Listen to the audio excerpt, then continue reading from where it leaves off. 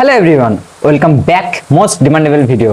Guys, আজকে তোমাদের সামনে নিয়ে চলে এলাম আমাদের সেই ভিডিও যে তোমরা প্রচুর কমেন্ট করেছিলে যে দাদা তোমাদের চ্যানেলটা ডিলিট কেন করলে, দাদা তোমরা লাভ ম্যারেজ করেছো না দেখাশোনা করে বিয়ে করেছো।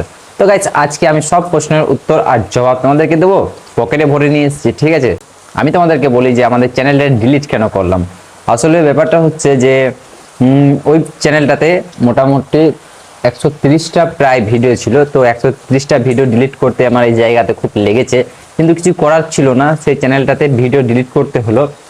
আসলে বিষয়টা হচ্ছে যে ওই চ্যানেলটাতে আমি 2 বছর ধরে ভিডিও আপলোড করছি, মানে 2 বছর ধরে, প্রায় 3 বছর, 2 বছর কম বলা হবে, 3 বছর ধরে ভিডিও পোস্ট করছি। কিন্তু সেই চ্যানেলটাতে দেখছি 500, 600, 1000 ভিউস আসছে, বা কখনো কখনো কেমন হচ্ছে যে 200 ভিউস আসছে। ঠিক আছে, এর বেশি কিন্তু ভিউস আসছে না।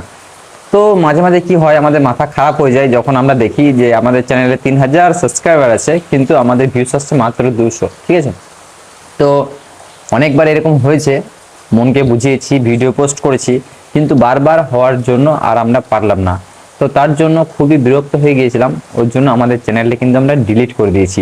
আসলে চ্যানেল ডিলিট করিনি, মানে চ্যানেলে যে ভিডিওগুলো ছিল সমস্ত ডিলিট করে দিয়েছি। ঠিক আছে, আর তারপরে যে নেক্সট যে প্রশ্নটা করেছো সেটা হলো যে দাদা তোমরা লাভ ম্যারেজ করেছো নাকি দেখাশোনা করে বিয়ে করেছো। তার আগে বলি, আমরা লাভ ম্যারেজ করেছি। ঠিক আছে, আমাদের